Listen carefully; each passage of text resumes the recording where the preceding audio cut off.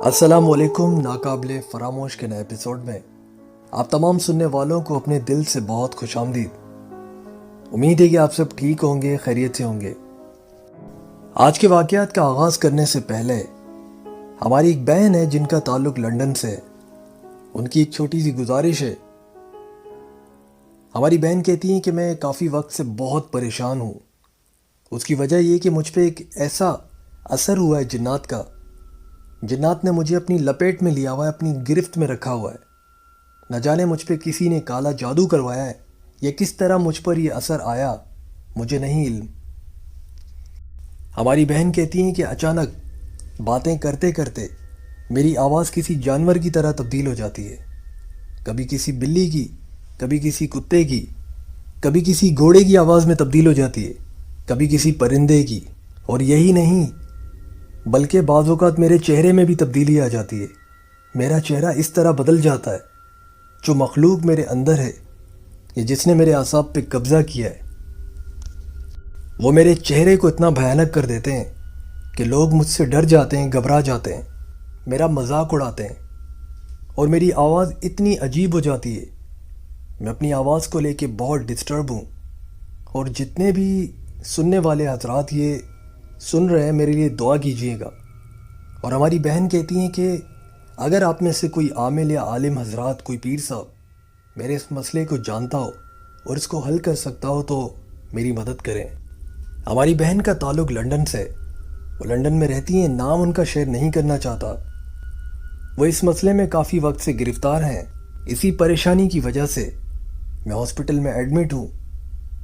اور میں تو سوسائڈ کرنے والی تھی, لیکن اللہ تعالیٰ نے کسی طرح سے مجھے بچایا. ہماری بہن جب کسی کو یہ بتانا چاہتی ہیں, شو کرنا چاہتی ہیں کہ کس طرح ان کی آواز بدلتی ہے, تو وہ جنات اس وقت اسے بالکل بھی تنگ نہیں کرتے. اور بعض اوقات وہ ہنستے ہیں. انہیں پوری طرح سے قابض کیا ہوا ہے. کہتی ہیں کہ مجھے اتنا تنگ کرتے ہیں وہ کہ میرے چہرے میں ایک عجیب سا درد محسوس ہوتا ہے مجھے. جب وہ اپنا چہرہ تبدیل کرتے ہیں تو لوگ میرے چہرے میں کسی اور کا چہرہ دیکھتے ہیں. اور اسی وجہ سے وہ میرا مذاق اڑاتے ہیں, مجھ پر تمسخر کرتے ہیں اور میرے پاس بھی نہیں آتے, جس کی وجہ سے میں بہت ڈسٹرب ہوں. کوئی بھی مجھ پہ بھروسہ نہیں کرتا. میرا مذاق اڑاتے ہیں, میری آواز کا مذاق اڑاتے ہیں. لیکن انہیں یہ نہیں پتا کہ یہ آواز میں خود تبدیل نہیں کرتی. یہ جنات ہیں جو مجھ پر قابض ہیں. مجھ پر جادو کیا گیا ہے اور اس جادو نے مجھے اتنی تکلیف دی ہے کہ آج میں انتہائی پریشان ہوں. کہتی ہیں کہ بہت سارے لوگوں سے میں نے ریکویسٹ کی, لیکن کسی نے بھی میری مدد نہیں کی. اگر کوئی سننے والوں میں کوئی میرا علاج کر سکتا ہو تو خدا را میری مدد کرے, مجھ سے رابطہ کرے. ہماری بہن جنہوں نے یہ لکھا, آج وہ ایڈمٹ ہے ہاسپٹل میں اور انہوں نے سوسائڈ کرنے کی کوشش بھی کی. اللہ تعالیٰ انہیں شفا عطا فرمائے, اس مسئلے سے نجات عطا فرمائے. آپ تمام سننے والے بھی ہماری اس بہن کے لیے ضرور دعا کیجیے گا. بہت شکریہ. یہ مخلوق بہت آسانی سے ان لوگوں پر قبضہ کر لیتی ہے, ان کے اعصاب پر, جن کا امیون سسٹم بہت کمزور ہوتا ہے. اپنا ول پاور کا استعمال کریں, اپنے اندر کی شخصیت کو جگائیں اور مضبوط رہیں. اپنے ارادوں کو مضبوط وہی کرتے ہیں جو خود کو پہچانتے ہیں. اور اب بڑھتے ہیں آج کے واقعے کی طرف. اور اب جو واقعہ میں آپ سے گوش گزار کرنے جا رہا ہوں, جو واقعہ بھی ہمیں لندن سے ہی ہمارے ایک بہت اچھے لسنر ہیں, میں ان کا پرسنلی بہت شکر گزار ہوں جنہوں نے اتنی ساری دعائیں اور تعریفیں لکھی. بہت شکریہ. یہ واقعہ ہمارے ان بھائی کے ساتھ پیش آیا جن کا نام ہے ثاقب, جو ہمارے بہت اچھے لسنر ہیں. ہمارے بھائی کہتے ہیں کہ میں لندن سٹی سینٹر میں سیکیورٹی آفیسر کی حیثیت سے کام کرتا ہوں, جو کہ لندن سٹی میں ہے. اور میں ہمیشہ انڈر گراؤنڈ ٹرین کے ذریعے اپنے گھر جاتا ہوں. یہ میرے روز کا معمول ہے. اور میرا گھر جو ہے وہ آکسبرج میں ہے, ویسٹ لندن UK میں. ہمارے بھائی کہتے ہیں کہ ہمیشہ کی طرح میں اپنی ڈیوٹی ختم کر کے اپنے گھر جا رہا تھا, اور اس رات میں اکیلا مسافر تھا اس ٹرین میں. یہ 2015 کی بات ہے. اس وقت سردیاں تھیں اور سبھی جانتے ہیں کہ سردیوں میں دن چھوٹے ہوتے ہیں, جس کی وجہ سے بہت جلدی اندھیرا ہو جاتا ہے. شام کے 5 بجے ہی اندھیرا ہو چکا تھا اور میں نے اپنی ڈیوٹی جو ہے وہ 7 بجے ختم کی تھی. اور میں اب ٹرین میں اکیلا مسافر ہوں، اپنے گھر کی طرف جا رہا تھا۔ ثاقب صاحب کہتے ہیں کہ سیکیورٹی کی جاب میں جو ہمارے جتنے بھی بھائی یہ نوکری کرتے ہیں وہ جانتے ہوں گے کہ 12 گھنٹے کی ڈیوٹی ہوتی ہے اسٹریٹ۔ کہتے ہیں کہ عموماً جس راستے سے میں گھر جاتا ہوں، آج ذرا مجھے جلدی گھر پہنچنا تھا تاکہ میں ریسٹ کروں، آرام کر سکوں، تو میں نے ایک شارٹ راستہ اختیار کیا۔ جس ٹرین میں جا رہا تھا، جتنا جلدی میں چاہتا تھا گھر پہنچوں تاکہ آرام کروں، اور ٹرین میں بہت زیادہ سردی لگ رہی تھی مجھے۔ ہمارے بھائی کہتے ہیں کہ میں بیٹھا تھا اور کچھ ہی دیر ہوئی تھی کہ لائٹ اچانک سے بند ہو گئی۔ اب مجھے نہ جانے کیوں ایسا محسوس ہو رہا تھا جیسے کوئی مجھے دیکھ رہا ہو۔ ہمارے بھائی کہتے ہیں کہ عموماً انسان کو ایسی فیلنگز نہیں ہوتی جب تک اس کے ساتھ وہ چیز ہو نہ رہی ہو، اور اب مجھے واقعی میں ایسا لگ رہا تھا جیسے کوئی چیز مجھے دیکھ رہی ہو، اور میں ان مخلوقات پہ پوری طرح یقین رکھتا ہوں۔ اور ظاہر سی بات ہے کہ ہمارا ایمان ہے، اللہ تعالیٰ نے قرآن پاک میں پوری سورت نازل کی ہے، تو ہم سب کا ماننا یقینی طور پہ حق ہے۔ کہتے ہیں کہ مجھے بہت خوف محسوس ہو رہا تھا جیسے کوئی مجھے واقعی دیکھ رہا ہو۔ پھر میں نے سوچا کہ شاید یہ ہیلوسینیشن ہو۔ خیر میرا اسٹیشن آیا، آئیکنہم ٹیوب اسٹیشن کے نام سے، ویسٹ لنڈن میں۔ جب میں اپنی ٹرین سے باہر اترا، وہاں اتنا اندھیرا تھا، بہت زیادہ اندھیرا تھا، اور بہت خاموشی تھی، وہاں کوئی بھی نہیں تھا۔ ہمارے بھائی کہتے ہیں کہ میں بڑا گھبرا رہا تھا، کہیں ایسی ویران اور سنسان سڑک سے آپ گزر رہے ہو جہاں پہ آپ کے سوا کوئی بھی نہ ہو تو انسان کو وہم ہوتا ہے۔ کہتے ہیں کہ جیسے ہی ٹرین گئی، اب میں اکیلا تھا، ویران سا راستہ تھا، میں تھوڑا سا چلنے لگا تو مجھے پیچھے سے کسی نے مجھے پکارا میرا نام لے کے، اور میں اتنا خوف میں مبتلا ہوا کہ مجھے اپنی دادی کی وہ بات یاد آ گئی۔ جیسے بڑے بزرگ کہتے ہیں، اسی طرح میری دادی نے بھی کہا تھا کہ جب ایسے ہی مقام پر آپ گزر رہے ہو اور ایسی صورتحال ہو کہ آپ اکیلے ہو، اور پیچھے سے اگر کوئی آواز لگائے یا آپ کو بلانا چاہے تو مڑ کے کبھی مت دیکھنا، نہ ہی اسے جواب دینا۔ کہتے ہیں کہ میں نے دادی کی وہ بات سوچ کے اگنور کیا اور چلتے رہا۔ اچانک سے میرے سامنے ایک ریڈ اسکارف میں ایک خاتون گزری، جسے میں نے دیکھا اور میں بہت گھبرا گیا۔ کہتے ہیں کہ وہ ایک شیڈو کی طرح تھی، لیکن اس کو ریڈ اسکارف پہنا تھا، جسے دیکھنے کے بعد میں بہت ڈر گیا تھا، میں بہت خوف میں مبتلا ہوا۔ میں گھبراتے ہوئے اسٹیشن سے جلدی سے باہر نکلا اور آگے کے اسٹیشن میں پہنچا، تو وہاں پہ جو سیکیورٹی گارڈ تھا اس نے مجھے پریشان دیکھا، تو میں نے اس سے اپنا پورا واقعہ بیان کیا۔ اس سیکیورٹی گارڈ نے مجھے بتایا کہ 1950s میں یہاں پہ ایک ریڈ اسکارف میں خاتون جو ٹرین کے نیچے آ کے مر گئی تھی، اور اس کے بعد بہت سارے لوگ کہتے ہیں کہ انہوں نے کوئی ریڈ اسکارف میں عورت دیکھی ہے، اور یہ بہت سارے لوگ کہتے ہیں۔ ہمارے بھائی کہتے ہیں کہ یہ سننے کے بعد میں نے اپنے پروردگار کا بہت شکر ادا کیا کہ میں نے کبھی سوچا بھی نہیں تھا کہ کوئی ایسی مخلوق سے میرا واسطہ پڑے گا۔ اللہ کا لاکھ لاکھ احسان ہے کہ اس نے مجھے سلامت رکھا اور اپنی منزل پہ پہنچا دیا۔ کہ یہ واقعہ میں نے اپنی والدہ محترمہ کو بھی بتایا تھا، اور اس کے بعد میں نے دوبارہ وہ روٹ کبھی بھی نہیں لیا، میں اس ٹرین سے کبھی گھر ہی نہیں گیا، اور میں 2 ہفتے تک بیمار رہا۔ اس کے بعد میں نے مولوی صاحب سے دم بھی کروایا تھا مسجد کے، لیکن الحمدللہ بہرحال یہ تھا وہ واقعہ جو ہمارے ایک بہت اچھے لسنر ہیں، انہوں نے لنڈن سے ہم سے شیئر کیا۔ ایک اور چیز جسے ہم سبھی جانتے ہیں کہ ہم ذات کے بارے میں، بعض اوقات یہ انسان کی موت کے ساتھ مر جاتے ہیں، بعض اوقات وہ زندہ رہتے ہیں، وہ اسی انسان کے روپ میں نظر آتے ہیں جسے دیکھنے والے سمجھتے ہیں کہ شاید یہ اس کی روح بھٹک رہی ہو، لیکن حقیقت میں یہ جنات ہوتے ہیں۔ ایک بار اسرائیل علیہ السلام جب روح قبض کر لیتے ہیں تو انسان میں یہ قدرت نہیں رہتی کہ وہ دوبارہ اس دنیا میں جائے اور اسی روپ میں لوگوں کو نظر آئے یا گھومے پھرے۔ ہاں اللہ چاہے تو اس کی ارواح سے کام لے سکتے ہیں، اور جنات ہیں جو انسان کے روپ میں انہیں بہکاتے ہیں، کیونکہ شیطان نے تو ویسے ہی اللہ تعالیٰ سے وعدہ کیا ہے کہ وہ راہ چلتے ہوئے انسانوں کو بہکائے گا، سیدھے رستے سے ہٹائے گا، ان کے ایمان کو خراب کرے گا۔ اللہ تعالیٰ ہمیں بھی نماز پڑھنے کی توفیق عطا فرمائے اور سیدھے رستے پہ یعنی صراط المستقیم کے رستے پہ ہمیشہ چلائے رکھے، اور ہمیں اس کی توفیق عطا فرمائے، آمین ثم آمین۔ اور اب بڑھتے ہیں ایک اور واقعے کی طرف، اور یہ واقعہ جو میں آپ سے بیان کرنے جا رہا ہوں یہ ہمارے ایک بہت اچھے لسنر ہیں جن کا نام ہے بلال۔ کہتے ہیں کہ یہ ان کی ایک کزن کے ساتھ پیش آیا تھا واقعہ۔ 2019 کے 31 دسمبر کی رات تھی، نئے سال شروع ہونے میں کچھ ہی دیر تھی۔ لائٹ چلی گئی تھی اور میری کزن اپنے کمرے میں چارجنگ لائٹ آن کر کے بیٹھی تھی۔ 12 بجتے ہی باہر بہت زیادہ فائرنگ شروع ہو گئی۔ بلال کہتے ہیں کہ میری کزن کی نگاہ اچانک سے سیڑھیوں پر پڑی۔ اب اندھیرا تھا، لائٹ نہیں تھی۔ جب وہ آگے جا کے دیکھنے لگی تو اس نے دیکھا کہ سیڑھیوں پر ایک عورت کھڑی تھی جسے سفید کلر کی ساڑی پہنی ہوئی تھی۔ یہ دیکھ کر وہ بہت ڈر گئی۔ اس کے بال اس کے چہرے پر گرے ہوئے تھے جس کی وجہ سے اس کا چہرہ انہیں نظر نہیں آیا، اور وہ بھاگی اپنے کمرے کی طرف۔ بہت زیادہ خوف میں آ گئی تھی، وہ کمرے میں جا کے سہم کے بیٹھ گئی۔ اس نے اپنے چہرے پہ ہاتھ رکھ لیا، اپنے آپ کو پوری طرح سے کور کر کے۔ ایک لڑکی تھی، وہ ڈر گئی تھی۔ اس نے آیت الکرسی پڑھنا شروع کر دی، لیکن چھپ کے دیکھ رہی تھی تو وہ عورت انہی کی طرف آ رہی تھی کمرے میں۔ کہتے ہیں کہ آیت الکرسی مکمل کرنے کے بعد اللہ کے فضل و کرم سے وہ عورت غائب ہو گئی۔ کہتے ہیں کہ دوبارہ کبھی بھی اس گھر میں انہیں وہ عورت دکھائی نہیں دی۔ اب وہ کون تھی، کہاں سے آئی تھی، وہاں کیوں کھڑی تھی، اللہ بہتر جانے۔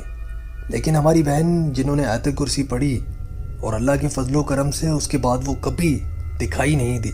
بے شک سردار الآیت آیت الکرسی ہے، اور آپ تمام سننے والوں سے بھی میں یہی گزارش کروں گا کہ اپنے چھوٹے بچوں کو بچپن سے ہی آیت الکرسی حفظ کروا لیں۔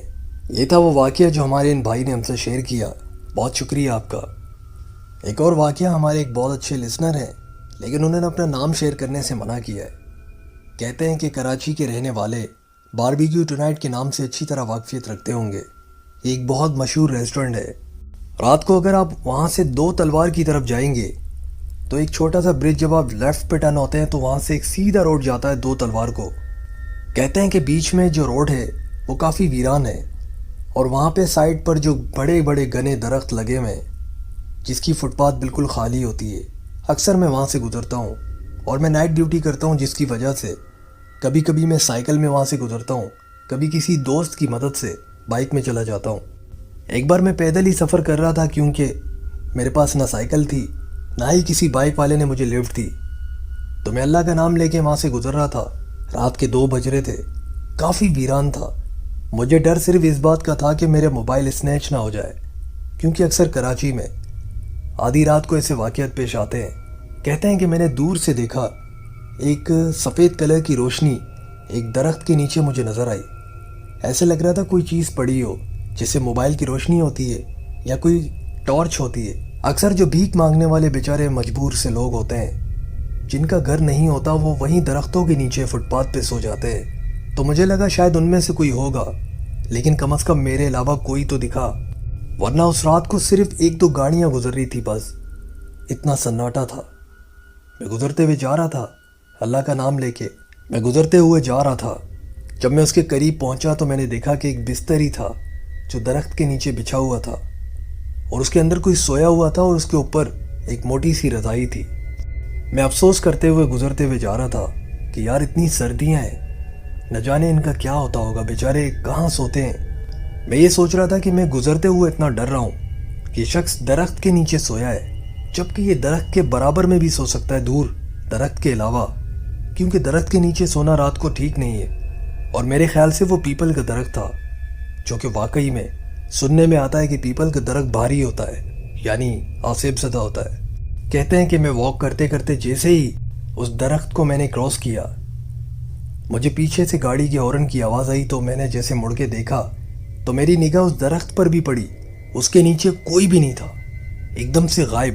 وہ جو رضائی میں لپیٹ کے کوئی سو رہا تھا ایک دم سے غائب ہو گیا۔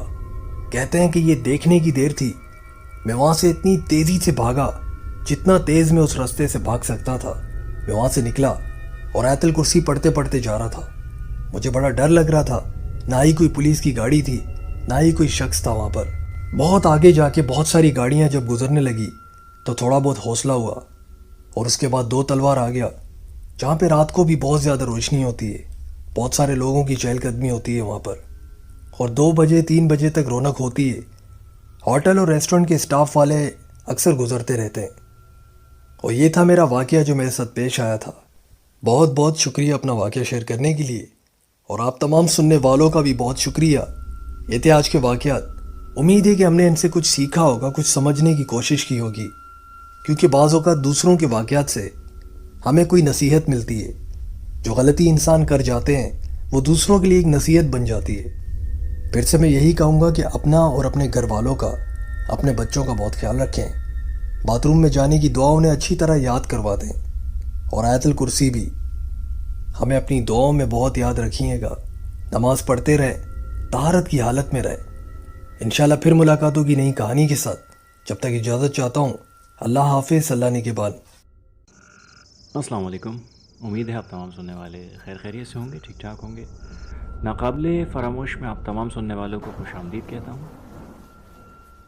یہ جو واقعات میں آپ کی سماعتوں تک پہنچاؤں گا، یہ واقعات ہمارے ایک بھائی ہیں جنہوں نے نام نہ ظاہر کرنے کی شرط پر ہم سے اپنے واقعات ماضی میں بھی بیان کیے، اور انہی کی زندگی کے واقعات کا ایک تسلسل ہے جو ہم آپ کی سماعتوں تک پہنچائیں گے۔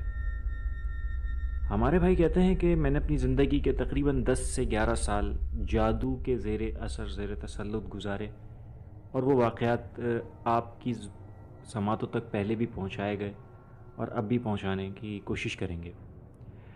ہمارے بھائی کا کہنا ہے کہ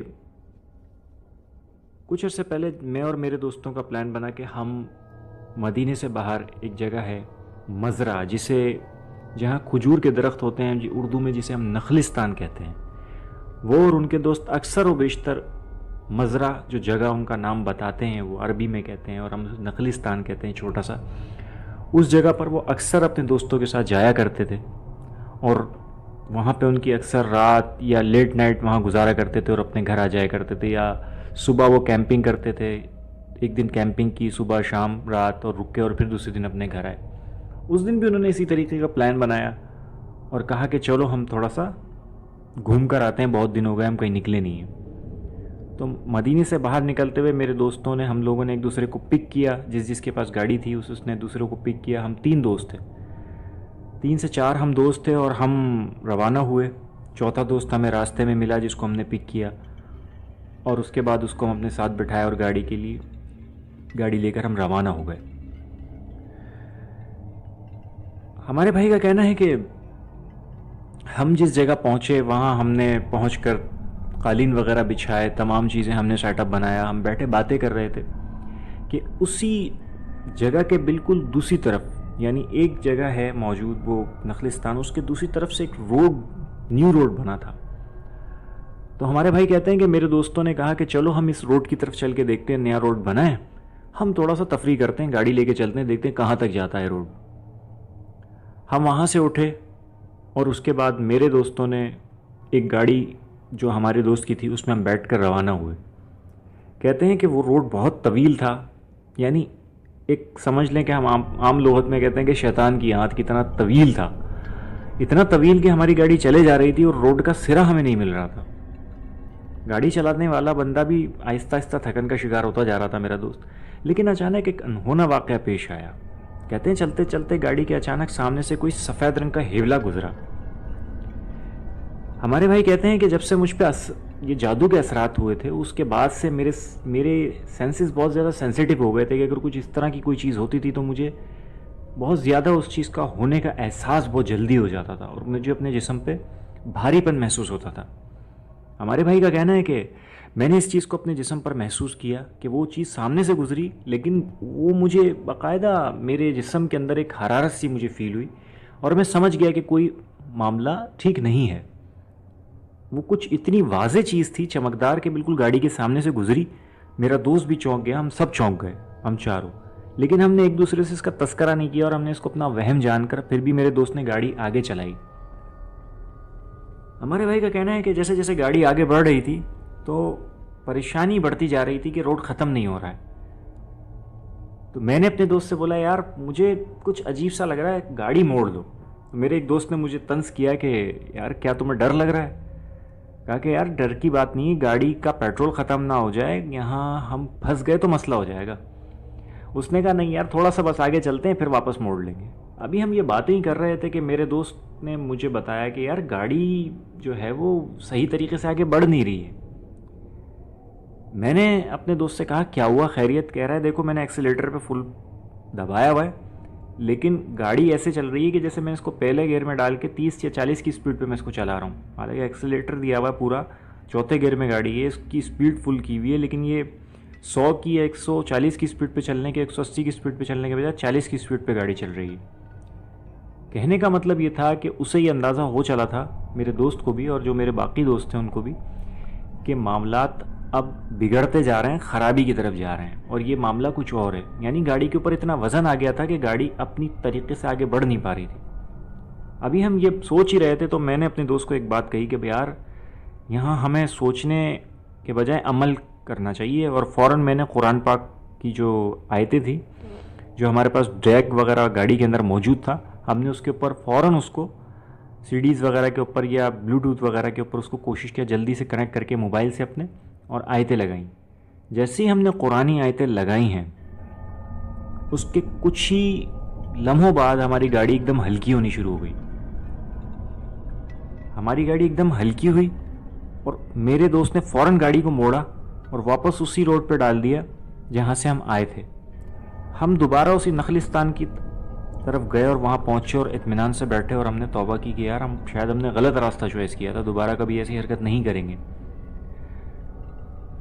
لیکن اس کے بعد ہم بیٹھے باتیں کر رہے تھے کہ اچانک میری نظر پڑی کہ سامنے ایک چمگادڑ ہے، وہ مسلسل اڑ رہی ہے اور ایک ہی جگہ اڑ رہی ہے اور وہاں سے ہل نہیں رہی ہے، اسی لائٹ کے پاس اڑے جا رہی ہے اور اس کا کوئی دوسرا محور بن نہیں رہا ہے کہ وہ یہاں سے اڑ جائے چلی جائے. میں نے اپنے دوست کو بتایا کہ یار یہ جو سامنے چمگادڑ ہے یہ کافی دیر سے میں دیکھ رہا ہوں ایک ہی جگہ اڑ رہی ہے. میرا دوسرا دوست جو میری طرف بیٹھا ہوا تھا، میرے سامنے برابر میں بیٹھا تھا، تو اس نے بھی کہا یار میں اس کو کافی دیر سے دیکھ رہا ہوں یہ ایک ہی جگہ اڑ رہی ہے. ہم یہ ذکر ہی کر رہے تھے، جو میرا سامنے ایک اور دوست تھا اس نے بولا کہاں ہے، مجھے بھی تو دکھاؤ. اس نے دیکھا، اس نے بھی اس چیز کو تقریباً 2 سے 3 منٹ نوٹ کیا اور وہ ایک دم پریشان سا ہوا. اس نے بولا یار کیا چیز ہے، سمجھ نہیں آ رہی. ہم یہ باتیں ہی کر رہے تھے کہ اچانک اس چمگادڑ نے جیسے کہ ایسا محسوس کیا میں نے کہ جیسے اس نے گویا ہماری بات کو محسوس کر لیا کہ ہم شاید اسی کا ذکر کر رہے ہیں. یہ خیال میرے ذہن میں آیا. وہ صاحب کہتے ہیں کہ اسی اثنا میں وہ چمگادڑ وہاں سے اس روشنی سے نکلی اور نکل کے ایک دم اندھیرے میں گئی اور ایک دم بلندی کی طرف جانے لگی اور اچانک وہ ہماری نظروں سے اوجھل ہو گئی. ہمارے بھائی کا کہنا ہے کہ ہم نے کہا شاید یہ چیز چلی گئی، لیکن کچھ ہی دیر بعد وہ اچانک اتنی تیزی سے ہماری طرف آئی اور اتنی اچانک آئی کہ ہمیں بس اس کے بہت قریب آنے کے بعد پھڑپڑاہٹ سی محسوس ہوئی کہ جیسے کوئی پروں کو پھڑپڑاتا ہے. تو میں نے ایک دم نیچے سر کیا تو وہ چمگادڑ ہمارے سروں سے ہو کے گزر گئی. ہمارے بھائی کا کہنا ہے کہ یہی عمل اس چمگادڑ نے 3 سے 4 بار دہرایا اور اس کے بعد ہم سب کو یہ احساس ہو گیا تھا کہ گویا یہ کوئی چمگادڑ نہیں ہے، کچھ اور چیز ہے جو ہمیں یہاں سے نکالنا چاہ رہی ہے، کہ ایک اشارہ ہے ہمارے لیے کہ یہاں سے چلے جاؤ. ہمارے ان بھائی کا کہنا ہے کہ ہم نے فوراً اس کے بعد اپنی گاڑیاں سٹارٹ کی اور ہم اپنے گھر کی طرف آ گئے. کہتے ہیں کہ گھر آنے کے بعد میری طبیعت میں ایک بوجھل پن، ایک عجیب سا چڑچڑا پن آ گیا اور میں نے یہ محسوس کیا کہ میری طبیعت مناسب نہیں ہے. کچھ دن رکنے کے بعد میرے دوست نے مجھے کال کی کہ یار تم کہاں ہو، تم تو غائب ہی ہو گئے ہو، بالکل مل ہی نہیں رہے ہو، کدھر غائب ہو. اس نے بولا یار تمہیں تو پتہ ہے میری طبیعت ٹھیک نہیں رہتی ہے اور یہ معاملات میرے ساتھ چلتے ہیں. تو انہوں نے بولا چلو ٹھیک ہے ہم جمعے کی نماز میں ملتے ہیں. پھر ہم جمعے کی نماز میں ملے. وہاں میرے ایک چچا ہوتے ہیں، وہ بھی ہمیں وہاں ملاقات ہوئی تو ان سے میں نے تمام چیزیں ڈسکس کی. تو اس کے بعد میرے ایک دوست کی کال آ گئی تو میں نے کہا کہ چچا میں تو جا رہا ہوں. انہوں نے کہا میں بھی تمہارے ساتھ چلتا ہوں. انہوں نے کہا ان کے دوست کے جو کزن تھے ان کے ساتھ وہ ایک عالم کے پاس گئے. وہ بتاتے ہیں کہ وہ شیخ کام ہی انہی چیزوں کا کرتے ہیں کہ اگر کسی کے ساتھ کوئی ایسے معاملات ہو جائیں تو اس چیز کا اتارا کرنا، جیسے ہم اسے عامل کہتے ہیں اپنی اردو زبان میں. ان شیخ کے پاس، ان عامل کے پاس، وہ صاحب علم شخصیت تھے، ان کے پاس گئے. انہوں نے ان سے وقت لیا. بتاتے ہیں کہ جب ان کے پاس پہنچے ان کے گھر کے اوپر تو بتاتے ہیں کہ میرے علاوہ بھی وہاں 16 افراد بشمول میرے 16 سے 17 افراد، انہوں نے ایک ہنسا ہمیں بتایا، 16 سے 17 افراد اس جگہ پہ موجود تھے جو ان کے علاوہ یا ان بشمول ان کے تھے. ہمارے بھائی کا کہنا ہے کہ میں وہاں پہنچا، ان سے سلام دعا کی اور انہوں نے مجھے ہال میں لے جا کے ایک بٹھا دیا. اور ہال میں جانے کے بعد وہاں انہوں نے رقیہ چلانا شروع کیا، یعنی قرآنی آیتوں کو چلانا شروع کیا. اور اس کے بعد چلاتے چلاتے کچھ دیر تک وہ چلتی رہی، لوگوں نے سنا. اور اس کے بعد انہوں نے ایک مخصوص چیز کو، قرآنی آیات کو پھر خود سے پڑھنا شروع کیا، نظر کی تکرار شروع کی. وہ بتاتے ہیں ہمارے بھائی کہ انہوں نے ایک چیز کو دہرانا شروع کیا, ایک لفظ کو دہرانا شروع کیا. اب جس کے اوپر کوئی اس طرح کے اثرات تھے تو وہ ایک بتاتے ہیں کہ وہاں ایک سوڈانی تھا جو اپنا پیٹ پکڑ کے مچلنے لگا اور کہا کہ اسے بند کر دو. کہتے ہیں کہ جب یہ اس کو ہوا تو وہاں کے شیخ, وہاں کے جو گارڈ تھے شیخ کے, ان کے صاحب کے, انہوں نے اس کو پکڑا اور بٹھایا. اسی طرح دوسرے جو مریض تھے وہ جو پڑھتے جاتے تھے جیسے حسد کے یا بد نظری کے, تو ان کے ساتھ ان کی طبیعتیں اچانک خراب ہوتی, پھر ان کو کچھ دم کیا ہوا پانی ان کے اوپر چھڑکا جاتا یا انہیں پلایا جاتا تو وہ ٹھیک ہونا شروع ہو جاتے, ان کی طبیعت سنبھل جاتی. ہمارے بھائی کہتے ہیں کہ میرے ساتھ بھی جب اس بندے نے, اس شیخ نے, صاحب علم شخصیت نے سحر نام لے کے پکارا اور پھر اس کے حساب سے انہوں نے ورد کرنا شروع کیا, بتاتے ہیں کہ میری طبیعت میں اتنا بوجھل بن آ گیا کہ میرا دل کرتا تھا کہ میں اٹھ کے بھاگ جاؤں. میرا دل نہیں کرتا تھا کہ میں وہاں بیٹھوں, لیکن میں نے بہت ہمت کر کے وہاں بیٹھا رہا. اور میری طبیعت اتنی گر گئی کہ مجھے سمجھ نہیں آ رہا تھا میں کیا کروں. میری حالت بے ہوشی والی ہو گئی, لیکن تھوڑی دیر بعد مجھے اپنے اندر اکڑن سی محسوس ہوئی. تو وہ صاحب علم شخصیت جو تھے وہ میرے قریب آئے اور انہوں نے آنے کے بعد مجھے کندھوں سے پکڑا, اٹھایا, اور اس کے بعد مجھے ایک دم جیسے کہ کسی نے میرے جسم میں بجلی کون دی ہو, اور ایک مجھے جھٹکا سا لگا اور کوئی چیز جیسے میرے اندر سے نکل کے چلی گئی, اور اس کے بعد مجھے اپنا جسم بہت ہلکا ہلکا محسوس ہوا. جب یہ تمام عمل دہرا دیا اور یہ ختم ہوا تو ان صاحب علم شخصیت سے انہوں نے مجھ سے آ کر پوچھا کہ بیٹا تم نے کیا محسوس کیا, کیا ہوا؟ تو میں نے ان کو تمام چیزیں بتائیں کہ اس طریقے سے یہ چیز ہوئی, اور ایسا لگا کہ جیسے کوئی میرے جسم سے چیز نکل کے گئی ہے. انہوں نے کہا کہ بیٹا اب تم بالکل ٹھیک ہو, پریشان مت ہو, جو بھی چیز تھی وہ تمہارے اندر سے نکل کے جا چکی ہے. نجس تھی کوئی چیز, جو تمہارے اوپر اثرات تھے وہ کم ہو گئے یا خاتمے کی نہش تک آ گئے. اور پھر میں نے اپنی طبیعت میں بہت ہلکا پن محسوس کیا اور میں ماشاءاللہ بہتر سے بہتر ہوتا گیا.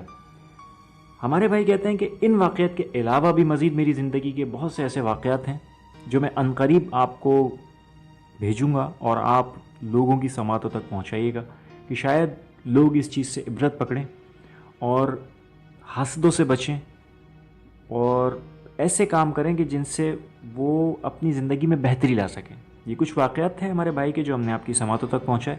امید کرتا ہوں کہ ان سے آپ کو کوئی نصیحت, کوئی بہتر چیز سوچنے سمجھنے کا موقع ملے گا اور آپ اپنی زندگی کو بہتر گزاریں گے, طہارت کی حالت میں رہیں گے, اللہ کا کلام پڑھیں گے اور ہمیں اپنی دعاؤں میں یاد رکھیں گے.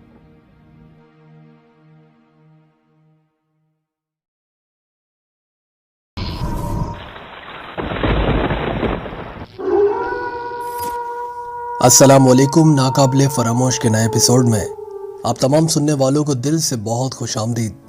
امید ہے کہ آپ سب خیریت سے ہوں گے, ٹھیک ہوں گے. یہ جو واقعہ میں آپ سے بیان کرنے جا رہا ہوں, یہ واقعہ ہماری ایک بہت اچھی لسنر ہے جنہوں نے ہانگ کانگ سے ہم سے یہ واقعہ شیئر کیا. مس انیلا. مس انیلا کہتی ہیں کہ یہ واقعہ ان کے بھائی کے ساتھ پیش آیا تھا.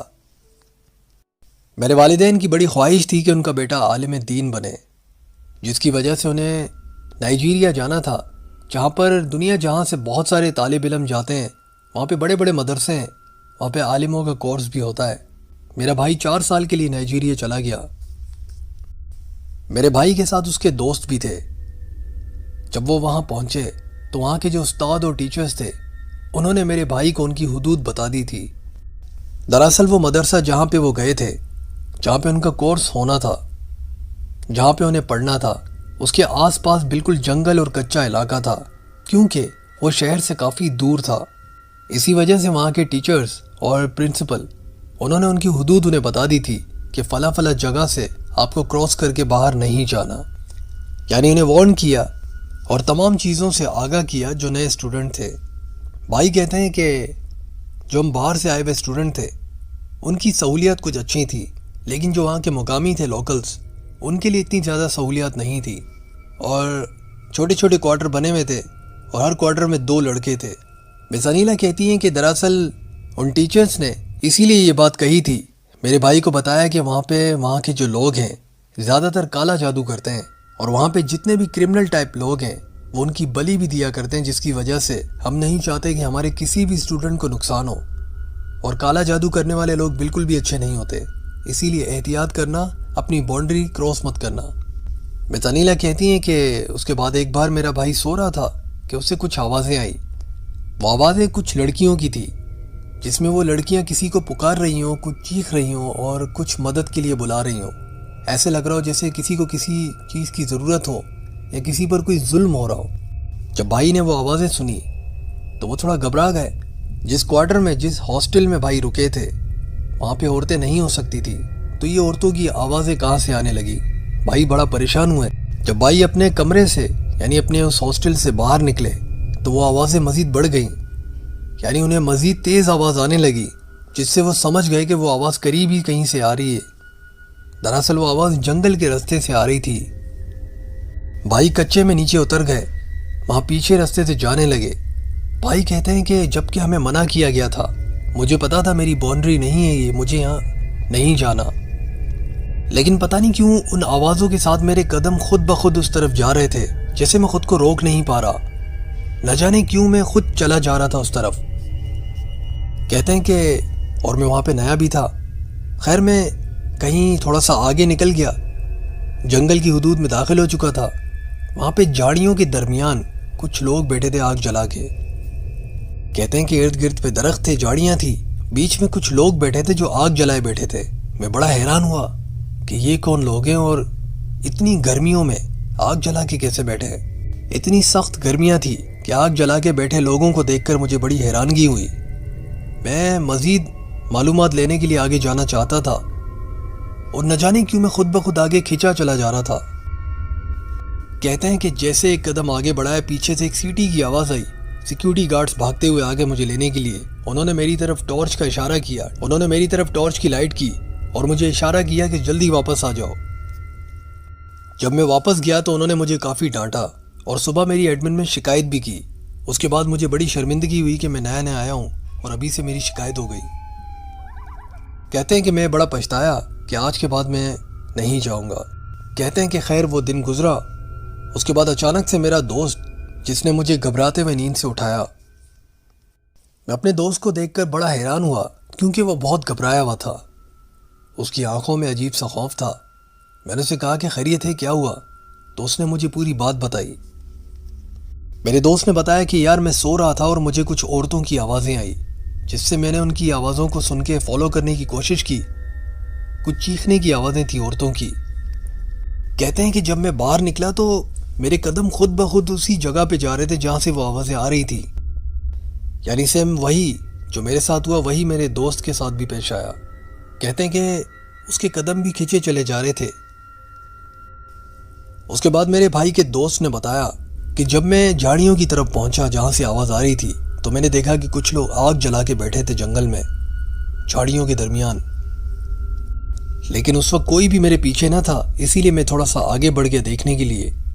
لیکن جیسے ہی میں آگے گیا میں نے دیکھا کہ ان سب نے ایک دم سے میری طرف نگاہ کی، مجھے دیکھا۔ ان سب کی آنکھوں میں جیسے آگ جل رہی ہو، جیسے شعلے ہوں آگ کے۔ پھر مجھے لگا کہ شاید بیچ میں جو آگ جل رہی ہے اس کا ریفلیکشن ہو یا اس کے ایفیکٹ ہو، لیکن ایسا کچھ نہیں تھا۔ ان سب کے چہرے بھی جلے ہوئے تھے اور بڑے خوفناک تھے۔ نہ جانے وہ کون لوگ تھے۔ ایک دم سے اٹھے اور مجھے دیکھ کر میری طرف بھاگنے لگے، جسے دیکھ کر میں بڑا گھبرا گیا اور ڈر گیا، اور میں بھاگا اپنے ہاسٹل کی طرف اور واپس کمرے میں آیا سیدھا بھاگتے ہوئے، اور اپنے دوست کو اٹھایا، یعنی میرے بھائی کو اس نے اٹھایا اور گھبراتے ہوئے پورا واقعہ بتایا۔ وہ بہت ڈرا ہوا تھا اور وہ سو گیا۔ اس کے بعد صبح اس کی حالت ایسی تھی کہ اس سے سخت بخار ہو رہا تھا، جس کی وجہ سے وہ کلاس اٹینڈ نہیں کر پایا، اور میرے بھائی نے اس کے نہ آنے کی وجہ ٹیچرز کو بتا دی، جس کی وجہ سے ٹیچر اور پرنسپل نے ہم سب کو جمع کیا اور بڑا غصے انداز میں یعنی ڈانٹ کے ہمیں بتایا کہ تم سب کو منع کرنے کی ایک وجہ ہے۔ اس نے کہا کہ یہاں کے لوگ جو آس پاس کے لوگ ہیں وہ کالا جادو کرتے ہیں، اور کالا جادو کرنے کے لیے انہیں بلی لینے کے لیے کسی کی ضرورت ہوتی ہے، اور بعض اوقات وہ لوگوں کو مار بھی دیتے ہیں۔ انہوں نے پولیس کی رپورٹ دکھائی کہ بہت سارے بچے جو مسنگ ہو چکے تھے، اور بہت سارے ایسے جن کے اعضاء ملے، کسی کی ٹانگیں ملی، کسی کے ہاتھ ملے، اور کچھ کا آج تک پتہ نہ چل سکا کہ وہ کہاں غائب ہو گئے۔ نائجیریا میں ایسے بہت سارے واقعات ہوتے ہیں، اسی لیے ہم آپ کے احتیاط کے لیے، آپ کی حفاظت کے لیے ایسا کرتے ہیں، آپ کو منع کرتے ہیں کہ آپ اپنی حدود سے باہر بالکل مت جائیں۔ مس انیلا کہتی ہیں کہ اس کے بعد انہوں نے ڈاؤٹ میں آ کے پولیس کی نفری بھی بڑھا دی تھی، اس پورے کوارٹر کی، اس پورے ہاسٹل کی سیکیورٹی بہت سخت کر دی تھی۔ کہتے ہیں کہ ان کی جان و مال کی حفاظت ہاسٹل کی ذمہ داری تھی، جس کی وجہ سے گورنمنٹ نے اس جگہ کو بڑا سخت پہرے میں رکھ دیا تھا۔ اور وہاں کے پرنسپل نے بتایا کہ یہاں پہ جو کرمنلز ہیں، کچھ ایسے قبائل بھی ہیں جو انسانی گوشت کھاتے ہیں۔ اور افریقہ کا یہ ملک نائجیریا، جس کے بارے میں اگر آپ سرچ کریں گے تو ایسے بہت سارے واقعات آپ کو ملیں گے جو وہاں پہ اب بھی ہوتے آ رہے ہیں۔ بہت بہت شکریہ مس انیلا اپنا واقعہ شیئر کرنے کے لیے۔ اور اب بڑھتے ہیں ایک اور واقعے کی طرف۔ یہ واقعہ جو میں آپ کی سماعت تک پہنچانے والا ہوں، یہ واقعہ ہمیں محمد یوسف نے خانے وال سے بھیجا ہے۔ کہتے ہیں کہ تحصیل کبیر والا سے۔ یوسف کہتے ہیں کہ ہماری اسپیئر پارٹس کی دکان ہے اور صبح 7 بجے سے لے کے رات کے 10 بجے تک وہ کھلی رہتی ہے۔ بیچ میں جو وقفہ آتا ہے، جو گیپ ہوتا ہے، وہ 12 سے 1 بجے کے درمیان یعنی بند رہتی ہے۔ یوسف کہتے ہیں کہ سردیوں میں رات کو 10 بجے کافی ویران ہو جاتا ہے ایریا، اور کافی سنسان سا ہو جاتا ہے اور لوگ جلدی سو جاتے ہیں۔ واپسی آتے ہوئے جس گلی سے ٹرن کر کے ہم اپنے گھر کی طرف جاتے ہیں، اسی گلی کی طرف ایک خالی پلاٹ ہے جو کافی عرصے سے ویران ہی ہے، اور اسی پلاٹ میں ایک بیری کا درخت بھی ہے۔ کہتے ہیں کہ اسی پلاٹ میں تقریباً 4 سے 5 نیم کے درخت بھی ہیں، لیکن وہ پلاٹ بہت زیادہ ویران اور خوفناک ہے۔ اور وہیں سے تقریباً 12 سے 13 گھر چھوڑ کے ہمارا گھر آتا ہے۔ اور ایک بار میں اپنے کام سے گھر لوٹ رہا تھا، کافی دیر ہو چکی تھی، جب میں اپنے اسی گھر کی طرف جانے کے لیے گلی سے ٹرن ہوا جہاں پہ وہ پلاٹ ہے، تو میں دیکھتا ہوں کہ ایک بچی مجھے دکھائی دی جو وہاں بیٹھی تھی، اور مجھے دیکھتے ہی وہ بچی سیدھا اس پلاٹ کی طرف بھاگی اور بھاگ کے کہیں چھپ گئی۔ تو مجھے کوئی حیرانگی نہیں ہوئی، کیونکہ وہاں کے جو مقامی لوگ ہیں وہ کچرا پھینکنے کے لیے اپنے بچوں کو بھیجتے رہتے ہیں، تو مجھے لگا کہ شاید محلے کے بچے جو ہیں وہ کھیل رہے ہوں گے، کچرا پھینکنے آئے ہوں گے، اس کے بعد وہ کھیلنے میں مصروف ہوں گے۔ یوسف کہتے ہیں کہ اس بچی کی عمر تقریباً 10 یا 12 سال ہوگی۔ جیسے ہی میں آگے بڑھا، مزید آگے جاتے گیا، میرا جو راستہ تھا اس پلاٹ کے مزید قریب ہوتے گیا، تو میں کیا دیکھتا ہوں کہ اس بیری کے درخت کے نیچے کچھ عورتیں کھڑی ہیں جن کا چہرہ دوسری جانب تھا، یعنی میری طرف پیٹ کر کے وہ کھڑی تھی، اور وہی بچی جو بھاگی تھی وہ زمین پر کچھ کھود رہی تھی اسی بیری کے درخت کے نیچے، اور وہ عورتیں انہیں دیکھ رہی تھی۔ یہ سب کچھ کیا چل رہا تھا اسے دیکھ کر میرے تو پیروں سے زمین نکل گئی، میں بڑا ڈر گیا تھا۔ کچھ عورتیں کھڑی تھیں اور وہ بچی زمین میں کھدائی کر رہی تھی اپنے ہاتھوں کی مدد سے، جیسے زمین سے کچھ نکال رہی ہو۔ آج تک میں اتنے عرصے سے اپنی شاپ سے واپس گھر کی طرف اسی راستے سے جاتا ہوں، لیکن میں نے آج تک کوئی ایسی مشکوک چیز نہیں دیکھی تھی۔ کہتے ہیں کہ اس بچی نے ایک دم سے اپنا چہرہ اوپر اٹھایا اور میری طرف دیکھنے لگی، جس کی وجہ سے وہ عورتیں بھی اپنی گردن گھما کے میری طرف دیکھنے لگی۔ وہ عام انسانوں کی طرح نہیں تھے۔ کہتے ہیں کہ اس بچی کی آنکھیں عجیب سی تھی، وہ بھی جیسے شعلے بھڑک رہے ہیں اس میں۔ تو کہتے ہیں کہ میں تو فوراً سمجھ گیا، میں بڑا ڈر گیا، اور وہ ایک شیطانی ہنسی کے ساتھ مجھے دیکھ رہے تھے۔ وہ بچی اور وہ عورتیں جو کھڑی تھی وہ ہنسنے لگ گئی مجھے دیکھ کے، جس کی وجہ سے اس کے بعد میرے ساتھ کیا ہوا مجھے کچھ ہوش نہیں، میں وہیں گر کے بے ہوش ہو گیا۔ محمد یوسف صاحب کہتے ہیں کہ جب مجھے ہوش آیا تو میں اپنے گھر والوں کو اپنے ارد گرد پایا۔ انہوں نے مجھ سے پورا واقعہ پوچھا کہ تمہارے ساتھ ہوا کیا تھا۔ میں نے انہیں پوری بات بتا دی۔ اس کے بعد میرے والد نے کہا کہ بیٹا وہ جگہ بھاری ہے، یعنی آصف زدہ ہے، کافی عرصے سے وہ جگہ ایسے ہی ویران پڑی ہے، اور اس کے مالک جو ہے وہ انہیں تعمیر بھی نہیں کروا رہے، اسی وجہ سے کوئی نہ کوئی مسئلہ ہو جاتا ہے۔ کہتے ہیں کہ خیر میرے والد نے مجھے اس گلی سے گزرنے سے منع کیا۔ اب میں دوسری گلی سے گھر آتا ہوں، اور اللہ کا شکر ہے خیریت سے چلے جاتا ہوں۔ اور یوسف آپ کا بہت بہت شکریہ، آپ نے میری ویڈیوز کی اتنی تعریف کی، بہت شکریہ، جزاک اللہ خیر۔ اور ایک واقعہ ہماری ایک بہن جن کا نام ہے نادیہ طارق، یہ واقعہ میرے ہسبینڈ کے دوست کے ساتھ پیش آیا تھا جب میرے ہسبینڈ شادی سے کافی پہلے 16 سال کے تھے، راول پنڈی میں رہا کرتے تھے۔ رات کو تقریباً 12:30 سے 1 بجے کا وقت تھا۔ ایک گلی سے گزر رہے تھے جو کافی مشہور تھی۔ اس گلی میں کافی چمگادڑ ہوا کرتے تھے، جس کی وجہ سے لوگ وہاں پہ رات کو جانے میں ڈرتے تھے۔ دن میں لوگ وہاں سے گزر جاتے تھے، لیکن اس گلی میں رات میں گزرنے والوں کے ساتھ کوئی نہ کوئی ایسا واقعہ پیش آتا تھا۔ وہ گلی ویسے ہی کافی مشہور تھی۔ ہماری بہن کہتی ہیں کہ میرے ہسبینڈ کے ساتھ ان کے دوست رات کو تقریباً 12:30 سے 1 بجے کے درمیان اس گلی میں داخل ہوئے تو انہیں ایسا محسوس ہوا جیسے ان کے پیچھے کوئی قدم ملا کے چل رہا ہو۔ ہماری بہن کہتی ہیں کہ ان کے ہسبینڈ کے دوست نے کافی پرفیوم بھی لگایا ہوا تھا، جس کی وجہ سے انہیں مزید ایسا محسوس ہوا جیسے انہیں کوئی آوازیں لگاتے جا رہا ہو۔ باقاعدہ انہوں نے آواز سنی، اس کے بعد وہاں سے بھاگے۔ میرے ہسبینڈ تو خیریت سے رہے، لیکن ان کے دوست ایک دم سے بیمار پڑ گئے تھے۔ ایک چھوٹا سا واقعہ ان کے ساتھ پیش آیا تھا، آج سے کافی برس پہلے کی بات ہے۔ بہت شکریہ۔ ایک اور شارٹ سا واقعہ ہمارے ایک اناؤن سینڈر نے ہم سے شیئر کیا۔ کہتے ہیں کہ ایک بار ہم پکنک پہ گئے تھے تمام لڑکے کراچی سے باہر۔ راستے میں ہمیں کافی بھوک لگی تو ہم کسی ڈھابے پہ رکے تھے کھانا کھانے کے لیے، اور گھر سے بھی ہم کھانا لے کے گئے تھے، لیکن ہم نے سوچا کہ راستے میں یہاں کھا لیتے ہیں، وہاں پہنچنے کے بعد ہم اپنا کھانا جو ہے وہ کھا لیں گے۔ کہتے ہیں کہ جب ہم کھانا وانا کھا کے نکلے تو کافی اندھیرا ہو چکا تھا۔ اچانک گاڑی کے سامنے یعنی ایک چھوٹا سا ایک کالا کتا آ کے بیٹھ گیا، چوٹ ہی نہیں رہا تھا۔ میرے کافی دوستوں نے کہا کہ یار کالے کتے اچھے نہیں ہوتے اور جگہ بھی کافی ویران ہے، لیکن میرے کچھ دوست ایسے ہیں جنہیں بڑا شوق تھا جانور پالنے کا، وہ نیچے اترے۔ انہوں نے کہا کہ اس کی ٹانگ سے خون نکل رہا ہے، بے زبان جانور ہے، کوئی جن من نہیں ہے، ڈرو مت۔ جانوروں کے مختلف رنگ ہوتے ہیں، یہ بھی اللہ کی بنائی ہوئی مخلوق ہے، جانور ہے، اور اس کے پیر میں چوٹ لگی اسی لیے گر گیا یہاں پر، آؤ اسے اٹھا کے گاڑی کی طرف رکھتے ہیں، اس کی ملم پٹی کر کے پھر نکل جائیں گے۔ کہتے ہیں کہ جس انداز میں میرے دوست نے باتیں کی، بالکل بے فکر ہو کے، یقین مانے کہ اس کی یہ باتیں، اس کا انداز سن کے ہم بھی ریلیکس ہو گئے، ہم نے سوچنا ہی چھوڑ دیا الٹی سیدھی۔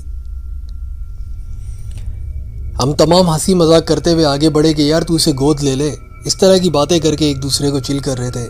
ہمارے بھائی کہتے ہیں کہ پانی سے اس کا پیر دھلوایا جہاں پہ اسے چوٹ لگی تھی، جہاں سے خون نکل رہا تھا۔ اس کے بعد جو ہے وہ پٹی تو نہیں تھی ہمارے پاس، لیکن گاڑی میں کچھ پرانے کپڑے پڑے تھے جو صفائی کے لیے میں اکثر رکھتا تھا، تو میں نے اس کا پیر باندھ دیا۔ اس کے بعد گاڑی میں اسے بٹھایا پیچھے۔ ہمارے پاس جو بریانی تھی ہم نے اس میں سے گوشت نکالا اور اس کتے کو ہم نے کھلایا، اور وہ گوشت کھا بھی گیا۔ ہماری مشترکانہ رائے یہ رہی کہ ہم اسے ڈکی میں بٹھا کے تھوڑا آگے جا کے وہاں پہ چھوڑ دیں گے، کیونکہ یہاں پہ اتنے سناٹے میں بیچارہ بھوکا ہی رہے گا، تو ہم اسے لے کے جاتے ہیں آگے۔ خیر ہم نے اسے ڈکی میں بٹھایا اور ڈکی کو ہم نے اچھی طرح سے بند کر دیا تھا، کیونکہ سردیاں بہت زیادہ تھیں، وہ معصوم بے زبان جانور تھا۔ ڈکی بند کر دی اور ہم چلے گئے۔ کافی آگے جانے کے بعد جب ہم اپنی منزل کو پہنچے، کیونکہ ہم سارے لڑکے تھے اور ہمارا پلان ایسا تھا کہ ہمیں کیمپنگ کرنی تھی اور بہت ٹائم گزارنا تھا، جب پیچھے ڈکی کھولی تو وہ کتا غائب تھا، وہاں پہ کچھ بھی نہیں تھا، جبکہ ڈکی تو بند تھی۔ ہمارے بھائی کہتے ہیں کہ اس کے بعد ہم نے اپنے اس دوست پر بڑا غصہ کیا جس نے کہا تھا کہ اسے بٹھا دو۔ اس کے بعد ہماری رائے مشترکہ ہو گئی تھی، لیکن ہم نے اس پہ پھر بھی غصہ کیا کہ یار خدا نہ خواستہ کوئی مصیبت نہ آ جائے۔ اب اگر وہ جانور کوئی جن میں سے تھا تو کہیں اگر ہمارے پیچھے پڑ گیا، ہم پوزیسڈ ہو گئے تو کیا کریں گے؟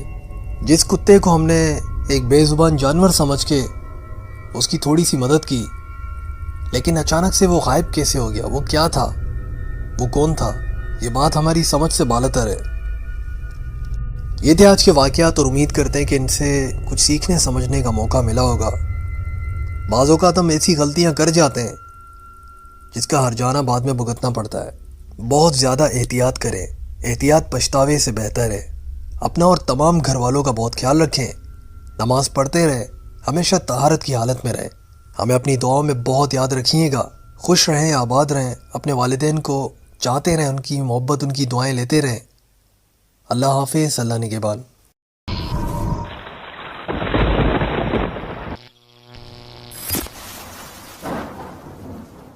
السلام علیکم۔ پروگرام ناقابل فراموش میں آپ تمام سننے والوں کو تہہ دل سے بہت خوش آمدید۔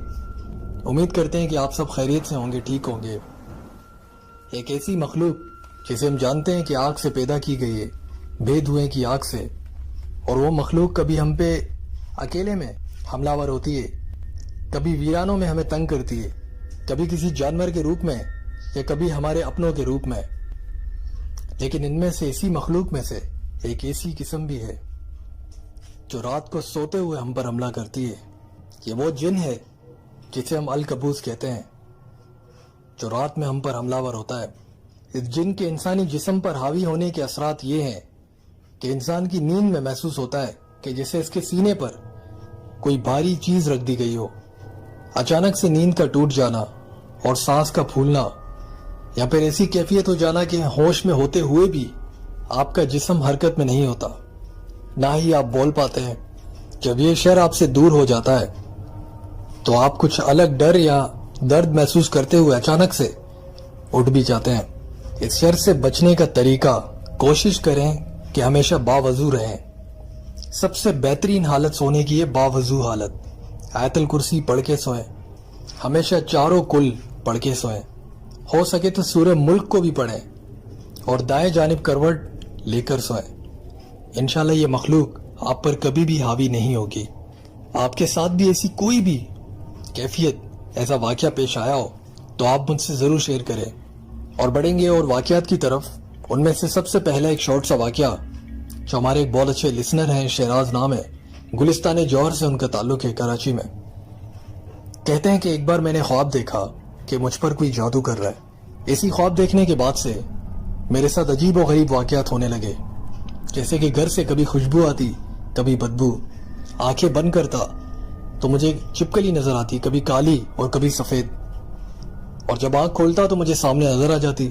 مجھے کافی مشکلات کا سامنا بھی کرنا پڑا، جیسے کہ میرے اعصاب میں عجیب سی تبدیلی آئی، ایک چڑچڑا پن سا آیا، میں کہیں جاتا بھی نہیں تھا، جاب بھی چھوڑ دی۔ کہتے ہیں کہ میری جاب بھی میری اسی کیفیت کے بعد چھوٹی، نہ جانے کیوں، لیکن میں نے ریزائن کر دیا۔ اس کے بعد میری دوسری جاب بھی نہیں لگی، تعلیم اور گھر کے دیگر دوسرے اخراجات، یہ سب معاملات نے مجھے کافی گھیرے میں ڈال دیا۔ اللہ تعالیٰ شہراز بھائی کی غیبی مدد عطا فرمائے، اور تمام ایسے سننے والے اور تمام لوگ جو بھی کالے جادو کا شکار ہیں یا کسی آصف کا شکار ہیں، اللہ تعالیٰ ہم سب کو شفا کاملہ عطا فرمائے، آمین ثم آمین۔ اور اب بڑھتے ہیں ایک اور واقعے کی طرف۔ یہ واقعہ ہمارے ایک لسنر نے راول پنڈی سے ہمیں بھیجا ہے، جن کا نام ہے جیک واکر۔ کہتے ہیں کہ میری ایج 21 سال ہے، میں کافی لیٹ سوتا ہوں، اور میں لیٹ سونے کا عادی ہوں، اور میں ایک اسٹوڈنٹ بھی ہوں اور موبائل ریپیئرنگ کی جاب کرتا ہوں۔ موبائل ریپیئرنگ کا کام میرا شوق بھی ہے۔ میرا کمرہ کافی بڑا ہے، جہاں میں اکثر اپنے ریپیئرنگ کے موبائل گھر پہ بھی لے آ کے کام کرتا ہوں۔ اٹیچ باتھ روم بھی ہے۔ میری عادت ہے کہ میں صبح تک جاگتا رہتا ہوں اور رات میں اکثر اپنے کام بھی کرتا ہوں، اور اگر آدھی رات کو مجھے واش روم جانا ہوتا ہے تو میں لائٹ نہیں کھولتا واش روم کی، سیدھا چلے جاتا ہوں۔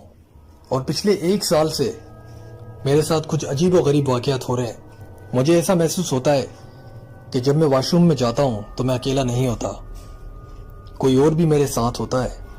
جب میں واش روم کی لائٹ جلاتا ہوں اچانک سے بھاگ کے تو دیکھتا ہوں کہ کوئی بھی نہیں۔ عجیب سا ڈر محسوس ہوتا ہے مجھے۔ ہمیشہ سوچتا ہوں کہ اگلی بار جب واش روم جاؤں گا اچانک سے تو لائٹ آن کر کے جاؤں گا، لیکن اس کے بعد پھر ایسے ہی ہو جاتا۔ جس کے فون کے سافٹ ویئر کرنے ہوتے تھے مجھے، وہ فون میں گھر لے کر آتا تھا اور رات کو ان کی ریپیئرنگ کرنے میں مصروف رہتا تھا۔ اب مجھے اس حد تک محسوسیت ہونے لگی کہ اس کا جینڈر بھی مجھے پتا چلنے لگا کہ یہ کوئی لڑکی ہے جو میرے ساتھ ہے، جو بھی ہے، کوئی فیمیل جنی یا کوئی ایسا ہے معاملہ۔ اس بات کو میں دعوے سے اس طرح کہہ سکتا ہوں، ایک لڑکی کی مجھے آواز آتی ہے جو میرا نام لے کے مجھے پکارتی ہے۔ اچانک سے میرا نام لے کے مجھے پکارا جاتا ہے، جیسے ہی کان سے ہینڈ فری نکالتا ہوں، ہیڈ فون وغیرہ نکالتا ہوں تو بالکل خاموشی ہوتی ہے۔ ہمارے بھائی کہتے ہیں کہ میری بہت ساری کالج کی فرینڈس ہیں جو لڑکیاں ہیں، اور میرے رشتہ داروں میں بھی جو پاکستان سے باہر ہیں، میں ان سے بھی بات کرتا ہوں۔ میری بہت ساری دوست ہیں جو فیمیل فرینڈس ہیں۔ میں نے یہ بات نوٹس کی کہ ایک ایک کر کے آہستہ آہستہ میرے فون سے خود بخود بلاک ہوتی جا رہی تھی، واٹس ایپ پر بھی اور مختلف ایپ پر، اور کچھ نمبرز بھی ڈیلیٹ ہو چکے تھے بالکل۔ میرے علاوہ میرا فون کوئی بھی استعمال نہیں کرتا، لیکن میں نے اس بات کو اگنور کیا۔ میرے دل میں ایک عجیب سا وہم بیٹھ گیا تھا۔ جب میں نہانے جاتا تھا تو مجھے ایسا محسوس ہوتا تھا کہ کوئی مجھے دیکھ رہا ہے۔ اس کی وجہ سے مجھے بڑی عجیب سی کیفیت ہوتی، شرم اور ڈر بھی لگتا۔ میں نے کسی سے بھی کبھی یہ بات شیئر نہیں کی۔ وقت گزرتا گیا آہستہ آہستہ، اب یہ معاملات یہاں تک پہنچ چکے تھے کہ جب میں سویا رہتا تھا تو مجھے اپنے سینے پر ایک وزن محسوس ہوتا اور ایسے لگتا جیسے کسی کا سر میرے سینے پر ہو۔ اب مجھے 100% یقین ہو گیا تھا کہ ضرور کوئی لڑکی، کوئی فیمیل جن میرے پیچھے ہے، کوئی چڑیل ہے۔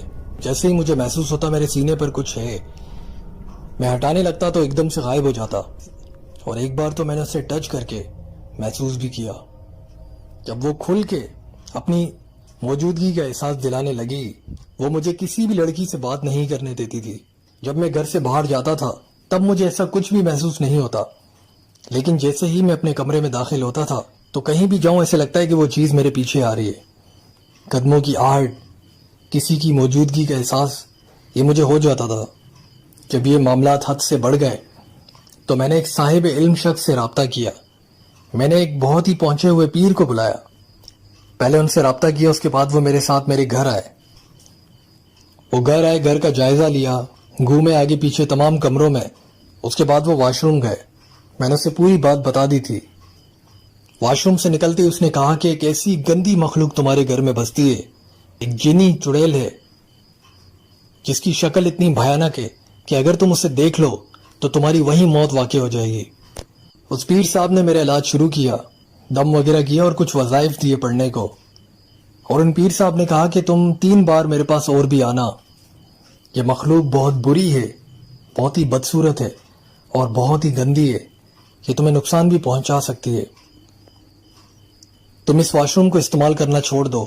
تم اسی واش روم میں نہاتے تھے اور اچھا ہوا کہ تم نے رابطہ بھی کیا۔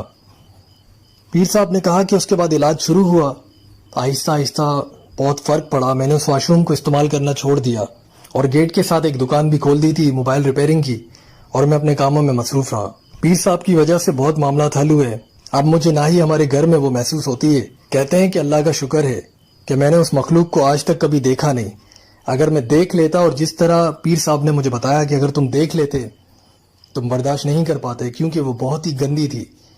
اور یہ بات سچ ہے کہ اس مخلوق کو عام انسانوں کا دیکھنا بہت ہی مشکل اور ناممکن بھی ہو سکتا ہے۔ یہ انبیاء کرام کی شان ہے، وہ دیکھ سکتے ہیں ان کو اصلی حالت میں۔ یہ تھا واقعہ راول پنڈی سے۔ ہمارے ایک بہت اچھے لسنر انہوں نے ہم سے شیئر کیا، بہت شکریہ۔ امید ہے کہ اس واقعے سے تو کم از کم ہم نے بہت زیادہ نصیحت حاصل کی ہوگی کہ جب بھی واش روم جائیں، واش روم جانے کی دعا ضرور پڑھیں۔